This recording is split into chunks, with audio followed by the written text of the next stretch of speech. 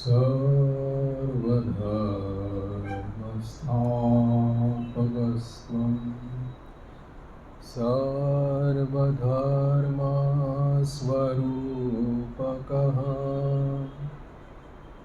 आचार्याणां महाचार्यो रामकृष्णाय ते नमः। यथाग्नेर्दाहिका शक्ति रामकृष्णे स्थिता हिया सर्वविद्यास्वरूपां तां शारदां प्रणमाम्यहम्। शारदां प्रणमाम्यहम्। परतत्त्वे सदा लीनो रामकृष्ण समाज्ञया यो धर्मस्थापनरतो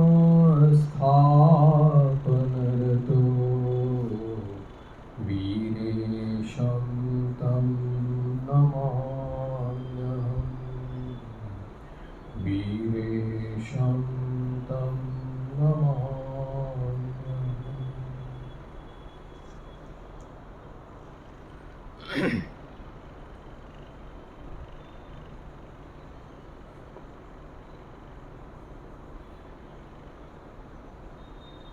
अनंत भाव में भगवान श्री राम कृष्ण देव के लीला चरित्र में भावमुख अवस्था एवं गुरु भाव की चर्चा चल रही थी। यहाँ पर ग्रंथकार ने यहाँ पर ये कहा है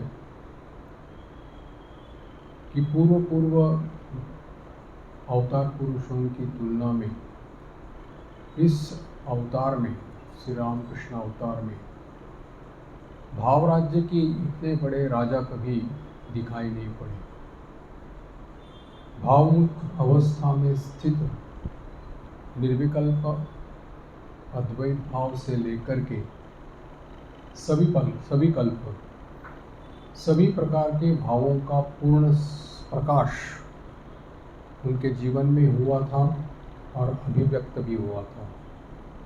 और उसी अवस्था में रह कर के उन्होंने सभी भक्तों के ऊपर कृपा की थी और जो जिस भाव का है उसको उसी भाव में पूर्ण कर दिया था, कृतार्थ कर दिया था। जिस अवस्था को या स्थिति को प्राप्त करने के लिए सालों या वर्षों या जन्मों तक साधकों को अपने अंदर में स्थित वासनाओं के साथ जूझना पड़ता है, ऐसे वासनाओं की यानी कि जन्म जन्मांतर के जो ये संस्कार है उनको क्षीण करते हुए उन्होंने उनका भगवत मार्ग जो था वो साफ कर दिया था, पुष्ट कर दिया था। और यही एक कारण है कि स्वामी विवेकानंद जी कहते हैं कि मन की जो बाहर की जड़ शक्तियों को वश करने से जो चमत्कार होते हैं या चमत्कार दिखाना कोई बड़ी बात नहीं है, लेकिन ठाकुर जिस प्रकार से अपने पास आने वाले भक्तों के मन को एक गीली मिट्टी के जैसा लौंदा रहता है, यानी कि उसको जिस प्रकार से तोड़ा जाता है, पीटा जाता है और गढ़ा जाता है और स्पर्श मात्र से उसमें नए सांचे में ढाल करके नवीन भावों से परिपूर्ण किया जाता है, वैसे ही ठाकुर ने किया था। तो इससे बड़ा चमत्कार और कोई हो नहीं सकता।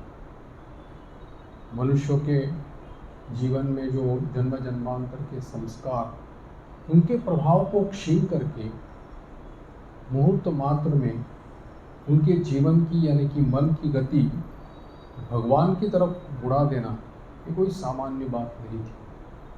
लेकिन ठाकुर इस प्रकार से मन के साथ, मनुष्य मन के साथ ऐसा खेलते थे कि जैसे कोई उनके बाएं हाथ का खेल है। और भक्तों की जो, जिसके लिए उनको सालों तक जूझना पड़ता था, उसी मन की गति को वो भगवत विमुख कर देते थे। और उनका रास्ता जो है, जिसमें उनको कई कठिनाइयों का हो सकता है सामना करना पड़ता, लेकिन वो सब प्रतिबंध रहित कर देते थे और उस स्थिति तक उनको पहुंचा देते थे। ये बात जिन लोगों को ठाकुर के साथ घनिष्ठ भाव से मिलने का या घनिष्ठ भाव से उनके साथ रहने का मौका मिला है, वो लोग जानते थे। लेकिन जिन्होंने ठाकुर दक्षिणेश्वर में रहते समय जिन लोगों ने ठाकुर को या तो 2 बार, 3 बार, 4 बार ऐसे ही देखा है और घनिष्ठ भाव से मिलने का उनको मौका कभी नहीं मिला हो, उनको अगर इस ठाकुर के अद्भुत गुरु लीलाओं की कथा, गुरु भाव की लीलाओं की कथा अगर उनको सुनाई जाए तो वो आश्चर्य होने लगते थे। उनको लगता था कि उनके शिष्यों ने ठाकुर को बढ़ा चढ़ा करके इस प्रकार से अवतार कहा है या इस गुरु पद में आरूढ़ किया है।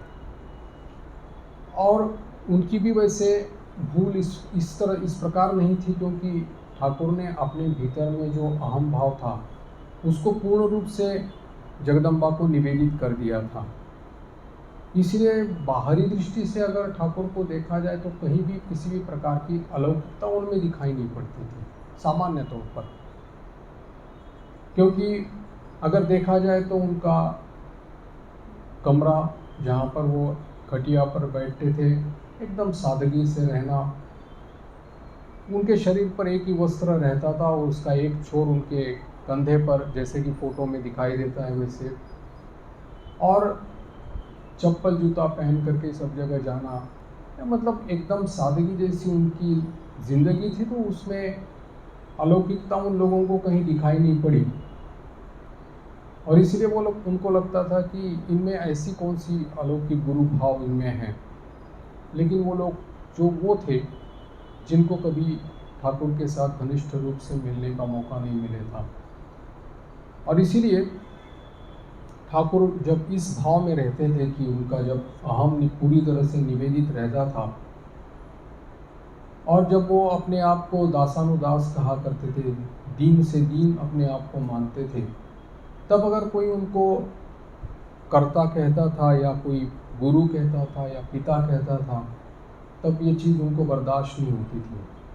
क्योंकि उस समय वो दासानुदास भाव में रह कर के सभी चराचर सृष्टि में भगवत स्वरूप को देखते थे, नारायण दृष्टि से देखते थे।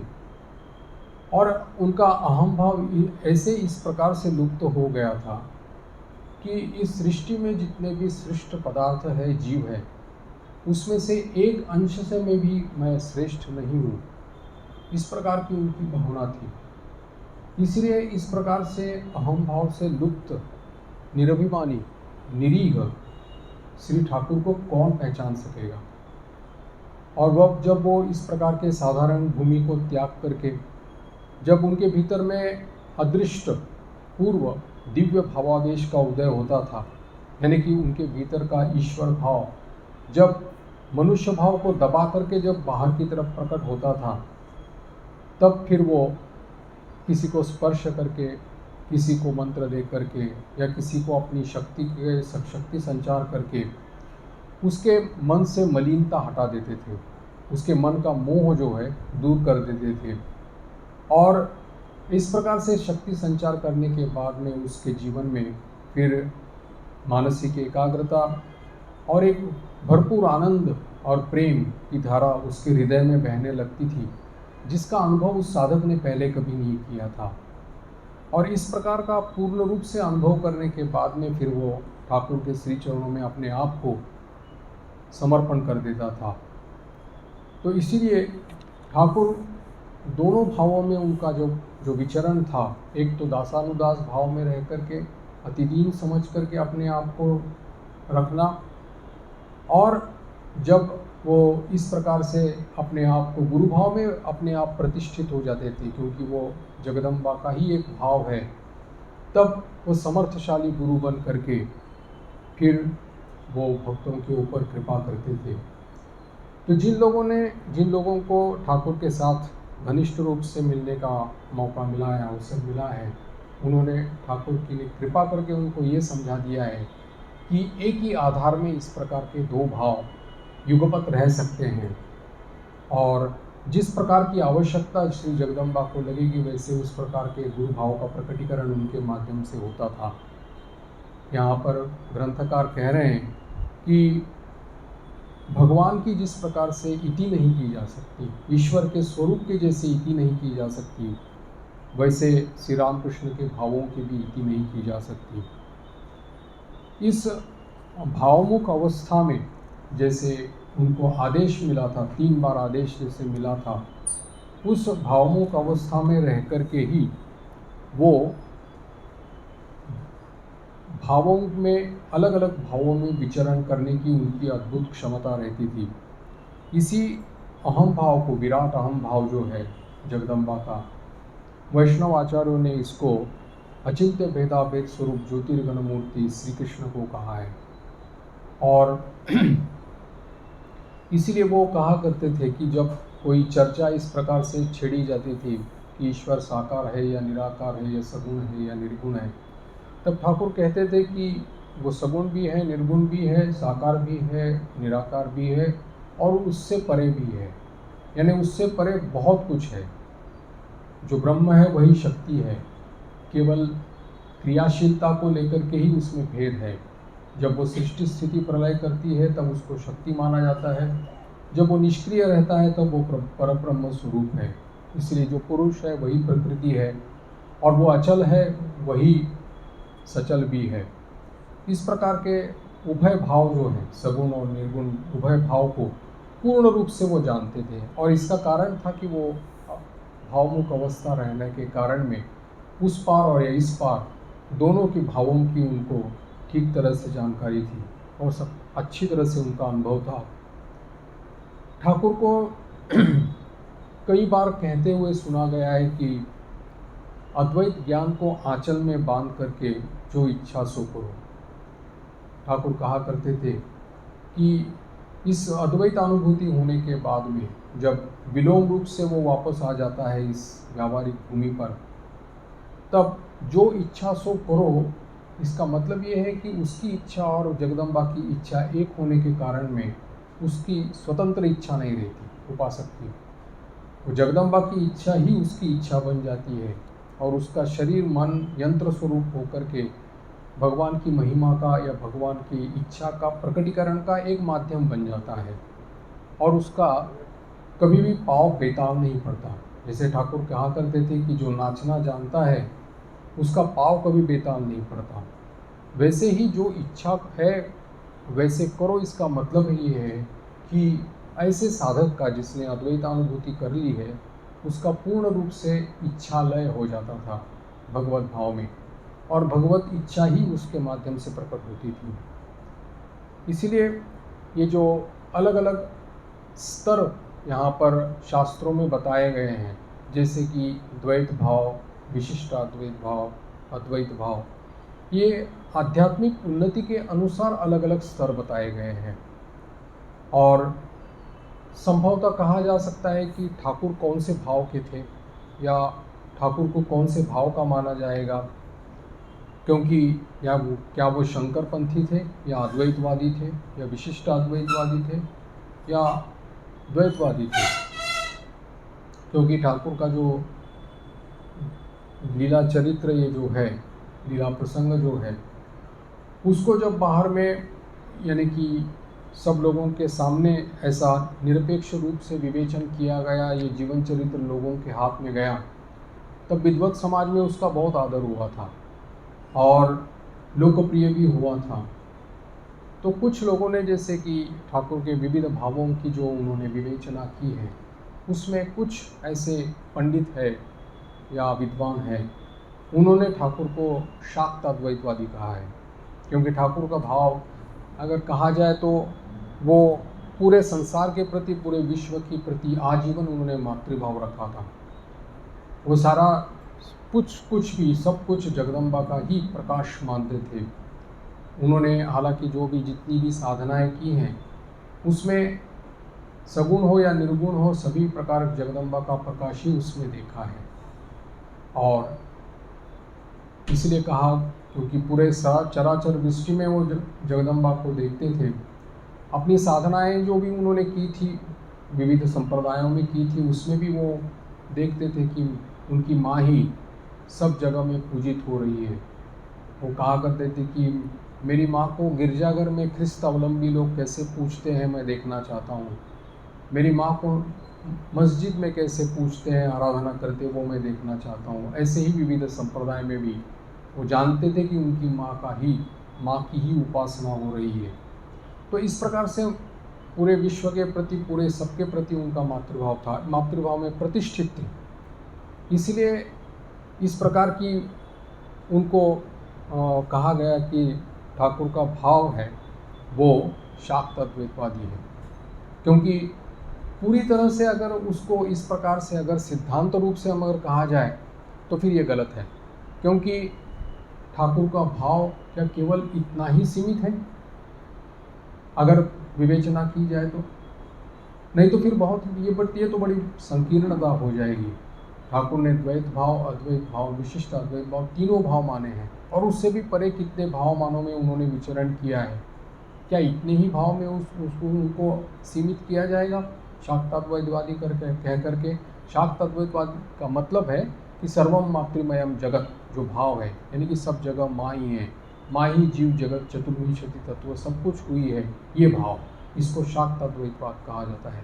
क्योंकि माँ काली को ही सब जगह वो देखते थे, इसीलिए उनको इस प्रकार से शाक्ताद्वैतवादी कहना संकीर्णता होगी। यानी कि अगर किसी भी इसमें, क्योंकि ठाकुर का जो भाव था तो उसको अगर समझना है तो जैसे वो जो उदाहरण हनुमान जी का देते थे ठाकुर, जैसे कि भरी सभा में प्रभु राम उनको पूछते हैं कि तुम किस भाव से मेरी उपासना करते हो, और उसी के उत्तर में जैसे हनुमान जी ने कहा था कि जब देह भाव रहता है तब आप प्रभु हैं मैं सेवक हूँ, जब जीव भाव से रहता हूँ तो आप अंशी हैं और मैं अंश हूँ, और जब स्वरूप बोध हो जाता है तब आप और मैं दोनों में कोई भेद नहीं है, अभेद दृष्टि इति में निश्चिता मति। ये मेरा अनुभव है। ठाकुर इस उदाहरण को बार बार इसकी उद्धृति देते थे।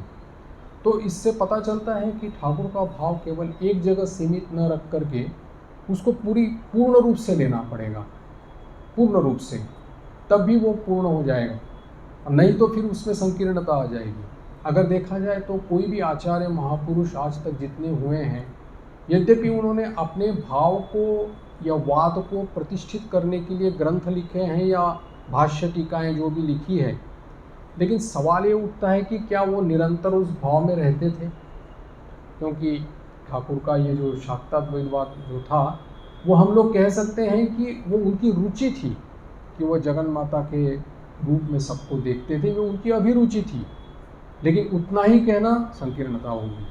जैसे शंकरपंथी लोग शंकराचार्य को कहते हैं कि उन्होंने जगत का अस्तित्व ही स्वीकार नहीं किया था, विवर्तवाद जो उनका है, एक वस्तु को दूसरा मानना, इस प्रकार से।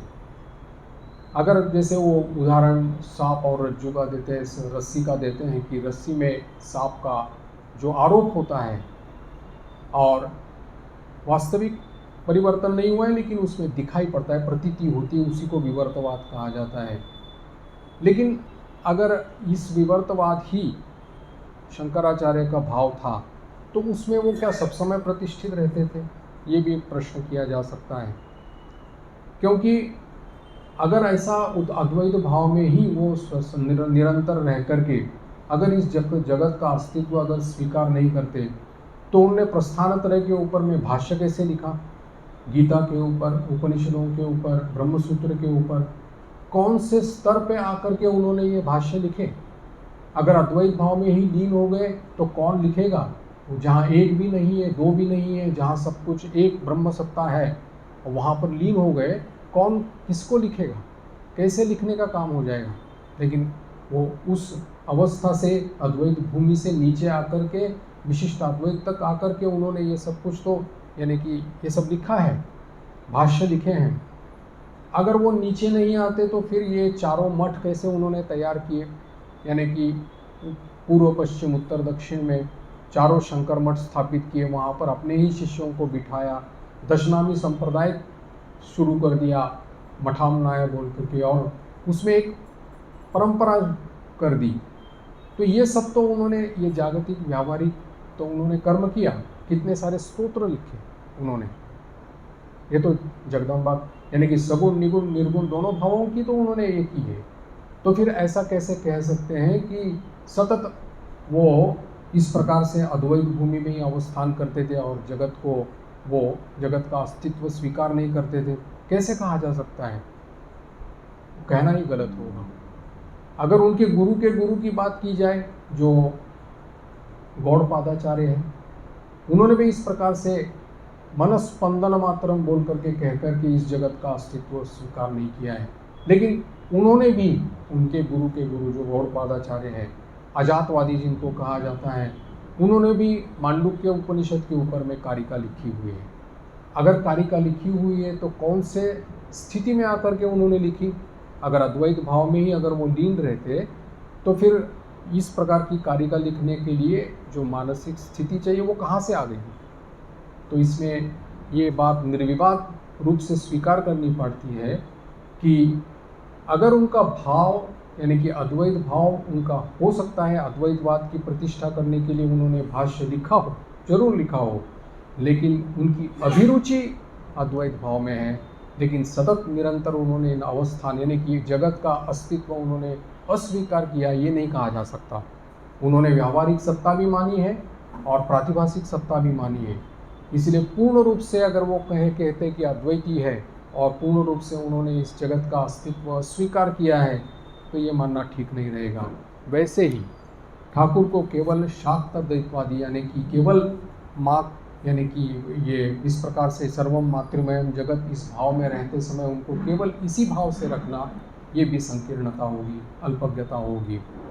अगर कोई कहे कि जैसे ठाकुर ने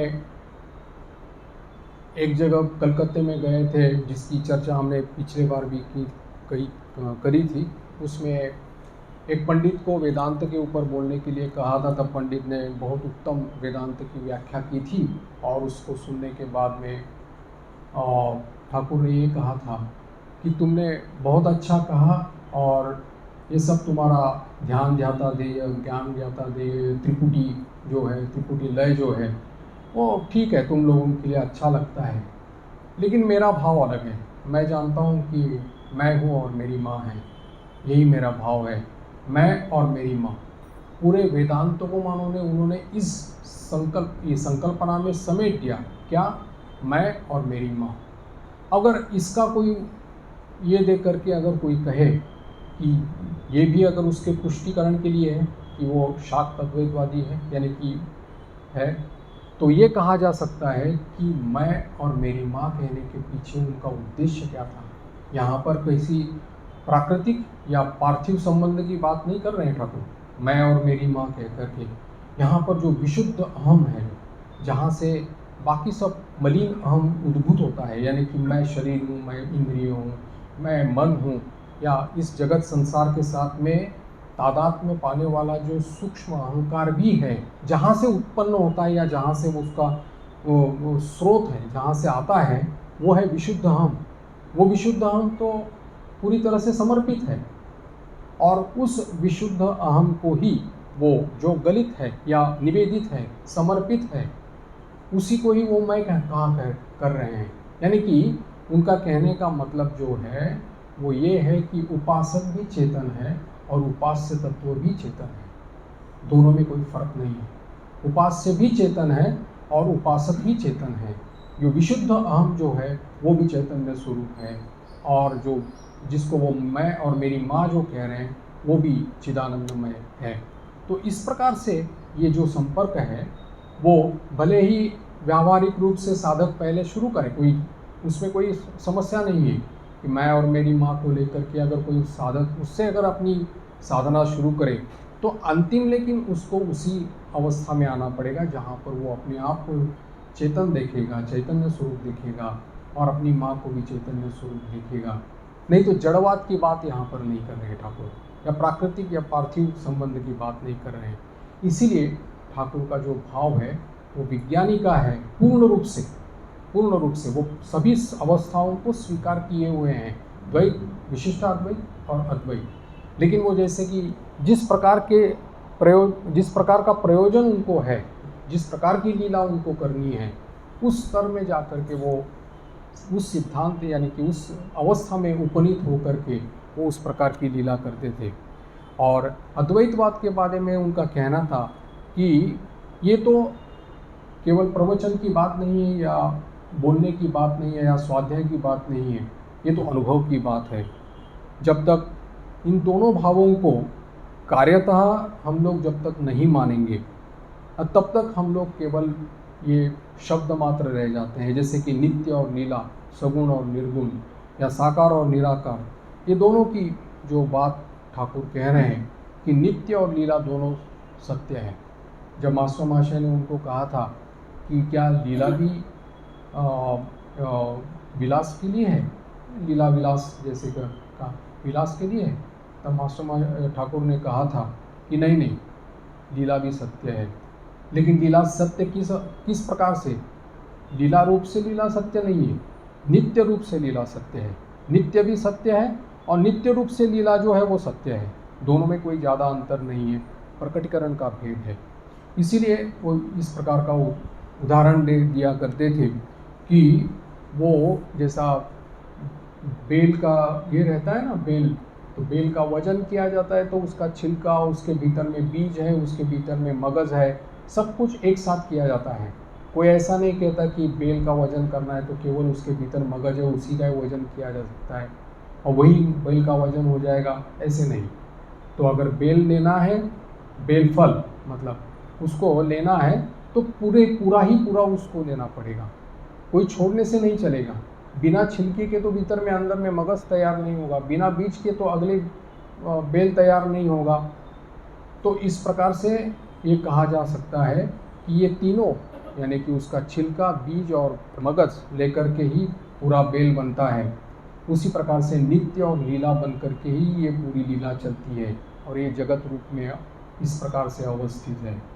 वो कहते थे कि जैसे संगीत में रहता है आरोह अवरोह रहता है, सारे ग म प ध नी में ज़्यादा देर तक नहीं रहा जा सकता, फिर अवरोह में सा तक वापस आना पड़ता है। वैसे ही कहा करते थे कि ये जो निर्विकल्प अवस्था है या अद्वैतानुभूति है, वहाँ ज़्यादा देर तक रहा नहीं जा सकता, फिर भगवद इच्छा से वो साधक वापस आ जाता है, इस व्यावहारिक भूमि पर आता है। फिर कहा करते थे कि जैसे और एक उदाहरण जैसे वो दिया करते थे कि ये जो प्याज है, प्याज को छिलका निकालते रहो और निकालते ही रहो तो कुछ वहाँ बचता नहीं है। तो वैसे ही अनुलोम में नेति करके मैं शरीर नहीं हूँ, मन नहीं हूँ, बुद्धि नहीं हूँ, इंद्रिय नहीं हूँ, इस प्रकार से नेति करके के सबका अगर ये किया निराकरण करते करते जब वहाँ पर पहुँच जाता है, तब देखता है कि जो समस्त जगत प्रपंच जो दिखाई पड़ता है वो सब कुछ वहीं बने हुए हैं। उसमें कोई नित्य और लीला को फिर एक साथ देखते हैं। और वही प्रश्न मास्टर महाशय ने उनको पूछा था कि क्या ये लीला जो देखता है उसके भीतर में क्या दया नहीं रहती? ठाकुर कहते हैं कि वो सब एक साथ दिखता है। ब्रह्म माया जीव जगत, ईश्वर माया जीव जगत एक साथ दिखते हैं। बोले दया तो केवल सुखदेव जी और नारद जी ने रखी थी, मनुष्य की दया नहीं रहती, वो तो ईश्वर की दया रहती है। तो इसीलिए यहाँ पर ये मानना हम लोग ये निस्संदेह है कि जो नित्य और लीला में इस प्रकार से फर्क करना या उस प्रकार से, तो फिर वो अपूर्णता रह जाएगी, ये उनका कहना था। और उनका ये मानना था कि ये जो विश्वव्यापी अहम जिसमें वो रह कर के ये सब लीला उनकी चलती थी, उसमें एकत्व बोध उनका इस पूरे संसार के प्रति जब हो जाता था, तब वो कुछ चीज़ उनके द्वारा बर्दाश्त नहीं होती थी। जैसे कि जब एकत्व जो होता है, अद्वैत अनुभूति जो रहती है, जिसमें वो सभी चराचर सृष्टि को अपने भीतर या उसमें अपने आप को देखता है, जिस प्रकार से देखता है, पूरा एक बोध हो जाता है। तब ऐसी अवस्था में अगर कोई किसी भी प्रकार की घटना अगर हो जाए तो उनको बड़ा कष्ट होता था। जैसे कि ये जो कोई व्यक्ति अगर उस अवस्था में अगर ठाकुर हैं और उस अवस्था में रहते समय अगर उनके सामने ही कोई अगर घास के ऊपर अगर पैर रख करके चलता रहता है तो उनको बड़ी पीड़ा होती थी। वो देखते थे कि उनकी छाती लाल हो गई है और काला नीला हो गया है, वो देखा करते। ये एकत्व भाव होने के कारण में इसलिए उनके भीतर में ये पीड़ा होती थी। इसलिए बहुत बार देखा जाता था कि उस अवस्था में ठाकुर जब कभी जैसे घास रहती है तो उस घास के ऊपर कभी पैर नहीं रखते थे, उसके ऊपर से छलांग मार करके चले जाते थे, क्योंकि वो देखते थे कि वो घास भी जो है वो चैतन्यमय है। तो इसीलिए ठाकुर का जो ये भाव था, तो कभी यानी कि पक्के अहम में, पक्का अहम जो है विराट अहम में, इसमें रह कर के ही उनकी जगत ये इसमें लीला चल रही थी। यहाँ पर ये जो जगन माता का जो ये अहम भाव है, तो ये भाव जब उनके भीतर में प्रकट होता था और जब उनका कच्चा मैं यानी कि जो था ही नहीं, जो समर्पित हुआ था, तब वो दीनातिदीन नहीं दिखाई पड़ते थे, या मैं अपने आप को यानी कि वो अपने आप को दासानुदास उस समय नहीं कहते थे। फिर वो एक समर्थशाली गुरु की तरह अपने शिष्यों के सामने आते थे और पूछते थे कि क्या चाहता है बताओ, तुम क्या चाहते हो बताओ। तो मानो ऐसा लगता था कि एक गुरु के रूप में वो वहाँ पर खड़े होकर के अपने शिष्यों की इच्छा पूर्ण करने के लिए तत्पर है, जो मांगेगा उसको देने के लिए वो तैयार है। इस प्रकार का उनका भाव उसमें रहता था। तो इस प्रकार देखा जाता है कि कई बार इस प्रकार से शिष्य के व्याकुलता का स्तर देख करके ठाकुर उसको जो कृपा करते थे और उसके भीतर के सुप्त धर्मभाव को जागृत कर किया करते थे, ऐसी कई घटनाएं उनके जीवन में दिखाई पड़ती है। इसका एक ज्वलंत दृष्टांत हम लोगों को जो मालूम है, 1 जनवरी 1886 को जो कल्पतरु जिस दिन हुए थे ठाकुर, कहा जाता है कि जिसको लीला प्रसंगकार ने आत्म प्रकाश से अभयदान कहा है, जिसमें बहुत सारे भक्तों को एक साथ उन्होंने कृपा की थी, इसलिए इस दिन का कोई विशेषत्व है। तो देखा जाता है कि इस दिन भी उन्होंने जिनके ऊपर कृपा की थी, इस भाव में रह करके उनको अलग अलग तरह के अनुभव हुए थे। उनकी जो क्योंकि उस समय उनका गुरुभाव भी पूर्ण रूप से प्रकट हुआ था। किसी को स्पर्श करके, किसी को मंत्र दे करके, या किसी को और हास्य रूप से उसके भीतर ये शक्ति का संचार करते हुए अलग अलग रूप से उन्होंने उनके ऊपर कृपा की थी, और सबको अलग अलग अनुभूति हुई थी। किसी ने कहा था कि मुझे मेरे इष्ट को केवल मैं कल्पना के द्वारा ही उसको देखता था, लेकिन ठाकुर का स्पर्श होने के बाद में उसको इष्ट मूर्ति जो है वो ज्वलंत यानी कि उज्ज्वल रूप से दिखाई पड़ी थी। किसी ने अनुभव किया कि उसके भीतर से महावायु ऊपर की तरफ जा रहा है। किसी ने पूर्णानंद की अनुभूति की, आनंद पूर्ण रूप से आनंद उसके भीतर में मानो अनुभव कर रहा था।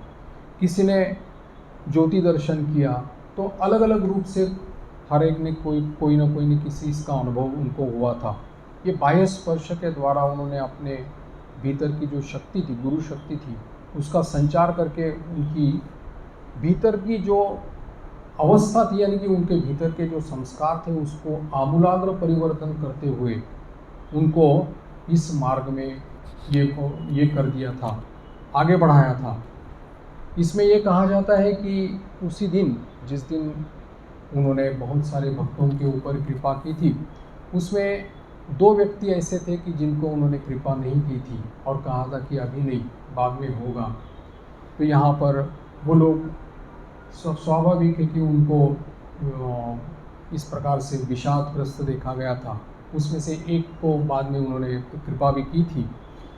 तो ये कहा है यहाँ पर कि किसके प्रति कृपा उत्पन्न होकर के श्री रामकृष्ण के भीतर से उस दिव्य शक्ति का संचार होगा, ये कोई निश्चित नहीं था। यहाँ पर एक बहुत अच्छा उल्लेखनीय बात यानी कि यहाँ पर उल्लेख शारदानंद जी महाराज ने किया है। वो कहा है कि साधारण स्थिति में वो खुद स्वयं नहीं जान पाते थे, या ये निश्चित रूप से नहीं कहा जा सकता था कि वो कब किसके ऊपर कैसी कृपा करेंगे। बहुत बड़ा स्टेटमेंट है कि वो खुद इसको जान नहीं पाते थे या समझ नहीं पाते थे, या वो उनको खुद को भी मालूम नहीं रहा, हो सकता है कि मालूम नहीं रहा होगा कि किसके ऊपर कैसी कृपा होगी।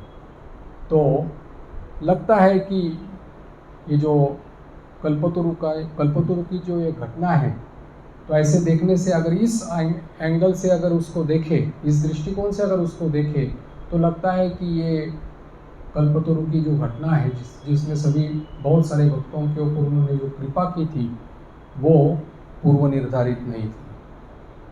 और इसका कारण भी है, क्यों?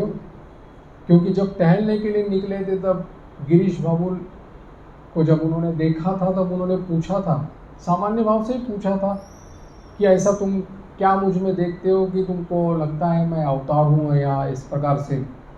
लेकिन गिरीश बाबू के भीतर से निकले हुए अद्भुत विश्वास के वचन जो थे कि व्यास वाल्मीकि जिनकी महिमा वर्णन नहीं कर सकते हैं, उनके बारे में मैं क्या बताऊँ।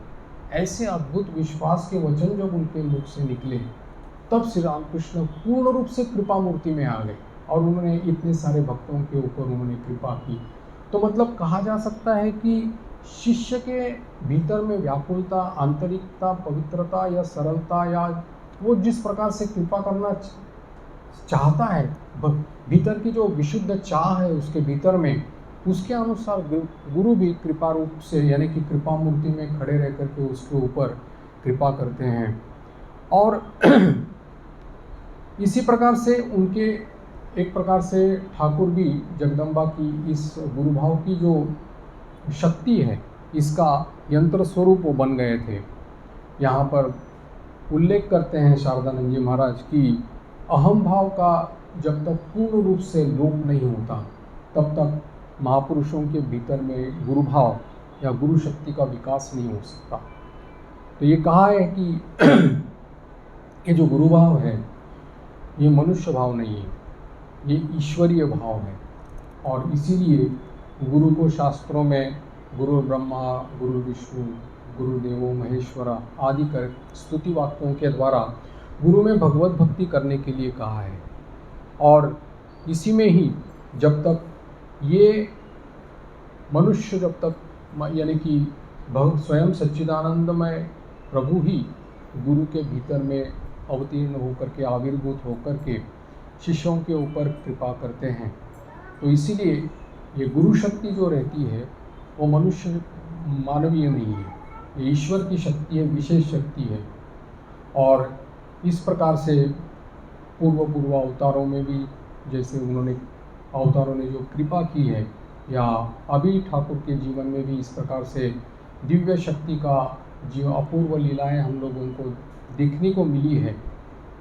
जिन्होंने अनुभव किया है उनको लगा है कि ये मनुष्य शक्ति नहीं है, ये ईश्वरीय शक्ति है, और साक्षात ईश्वरीय शक्ति ही ठाकुर के शरीर मन के द्वारा अभिव्यक्त हो रही है।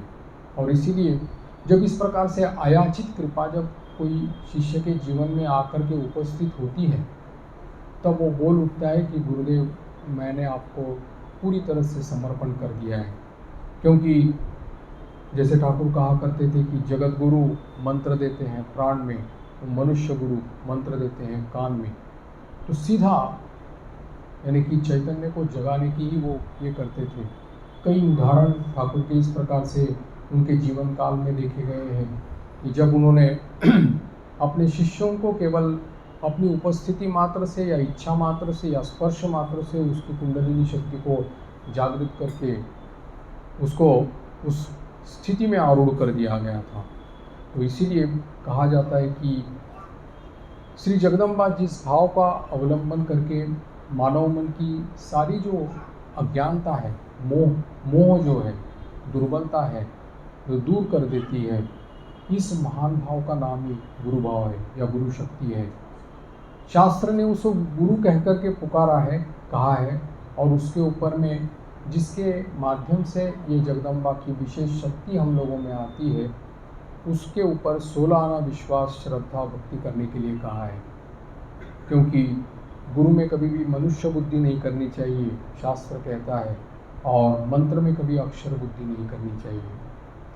मंत्र मूलम गुरु वाक्यम है और मोक्ष मूलम गुरु कृपा है।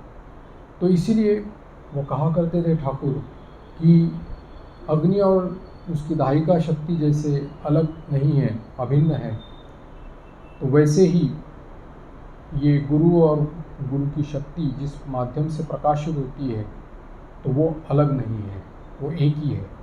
इसीलिए गुरु स्थूल रूप में हम लोगों के ऊपर जो कृपा करते हैं, उसमें भी उन्होंने भगवत बुद्धि करने के लिए कहा है। याद है एक बार की घटना, जैसे स्वामी जी पाश्चात्य देश में जाने के पहले बेलूर मठ के पास में ही वो घुसुड़ी नाम की जगह है जहाँ पर श्री श्री माँ रहा करती थी। तो माँ के पास वो प्रणाम करने, आशीर्वाद मांगने गए थे कि पाश्चात्य देश में जाने के लिए। जब श्री माँ के पास गए तब बात करते करते उन्होंने कहा कि माँ, अभी मेरे आंखों के सामने सब कुछ उड़ जा रहा है मेरे आंखों के सामने सब कुछ उड़ जा रहा है। तो माँ ने विनोद करके उनसे कहा था कि देखो कहीं मुझे भी उड़ा न दे दो।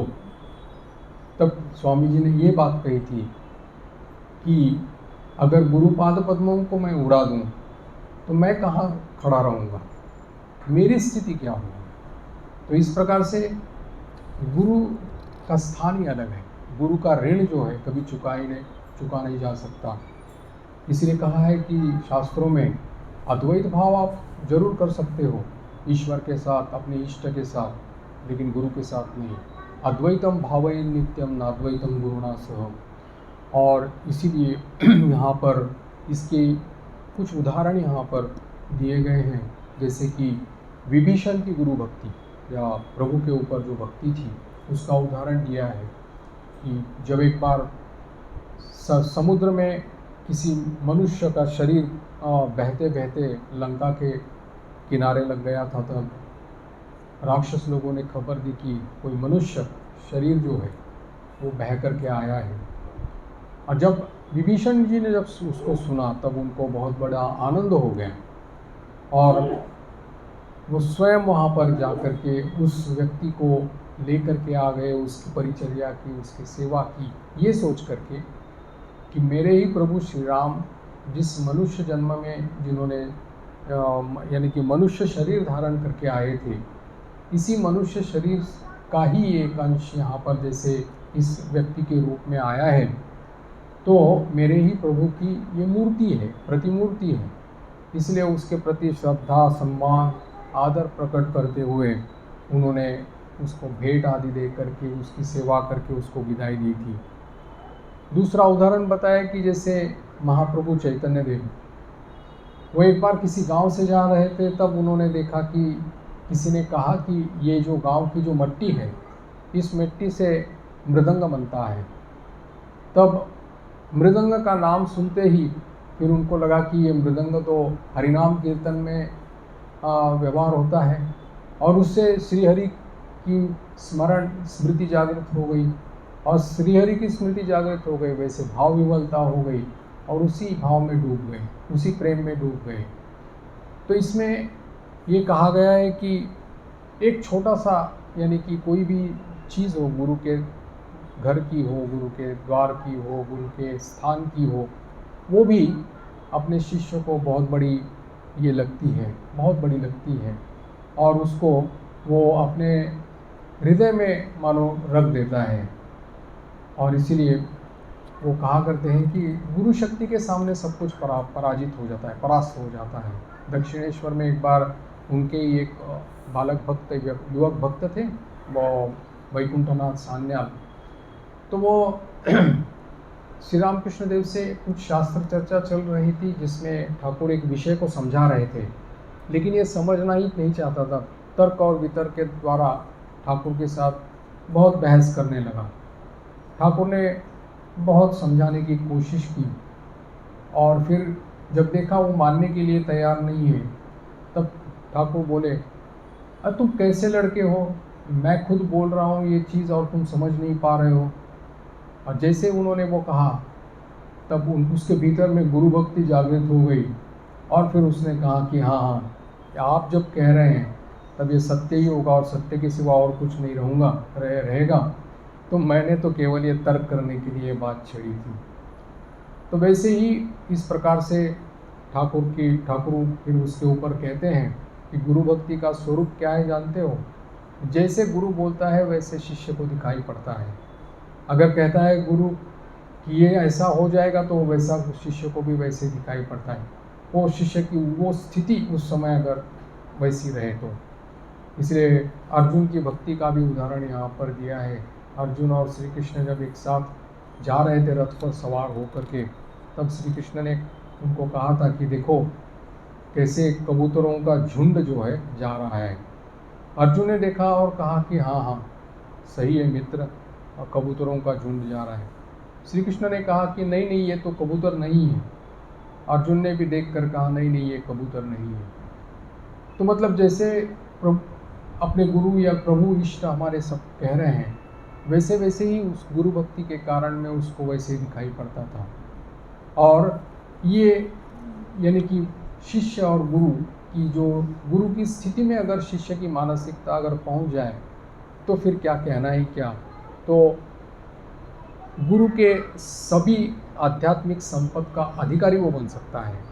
नाभाजी की जैसे कथा आती है वैसे इसमें अपने गुरुदेव आत्मदेवाचार्य जो थे, उनके एक शिष्य थे, वो जहाज़ से जा रहे थे और फिर जहाज़ पलट गया। तो बहुत ही पलट जाने वाला था, आंधी आई थी इस समय और पलट जाने वाला ही था। तब उनके शिष्य ने बहुत प्रार्थना की, गुरुदेव बचाओ करके।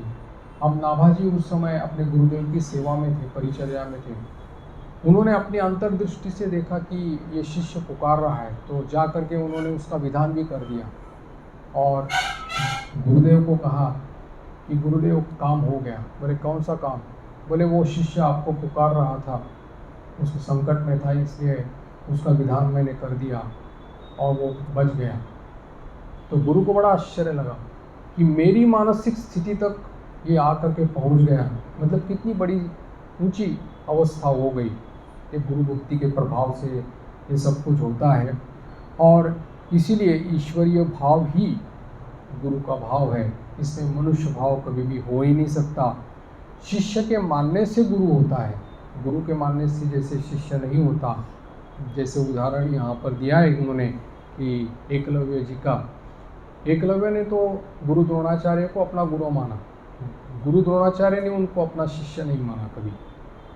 जब उन्होंने धनुर्विद्या सीखनी चाहिए तब उन्होंने कहा कि मैं नहीं सिखाऊंगा। तो एकलव्य अलग से एकांत में चले गए और फिर उन्होंने गुरु द्रोणाचार्य की मूर्ति बना करके उसी को ही साक्षात गुरु मान करके धनुर्विद्या सीखी और श्रेष्ठ महान धनुर्धर बन गए। किसने सिखाया? गुरु तत्व ने सिखाया। जो गुरु तत्व सर्वत्र व्याप्त है, जो गुरु तत्व अखंड मंडलाकार है, उन्हीं ने उनको ही धनुर्विद्या सिखाई। द्रोणाचार्य ने नहीं सिखाई। द्रोणाचार्य को तो गुरु माना, लेकिन वो जो गुरु तत्व उनके माध्यम से प्रकट हुआ है, उस गुरु तत्व ने उनको इस धनुर्विद्या सिखाई और इस प्रकार के श्रेष्ठ आचार्य बन गए, ये श्रेष्ठ धनुर्धर बन गए। तो इस प्रकार से कहा है कि गुरु शक्ति पर विश्वास, निष्ठा और श्रद्धा, भक्ति अगर रहे तो शिष्य भी उस प्रकार से गुरु की मानसिक अवस्था तक, जो गुरु की अवस्था है, वहाँ तक पहुँच जा सकता है। ये इसमें यहाँ पर उन्होंने कहा है। आज यहीं पर विराम देते हैं, विशेष चर्चा बाद में करेंगे। ओम शांति शांति शांति। हरि ओम तत्सत्।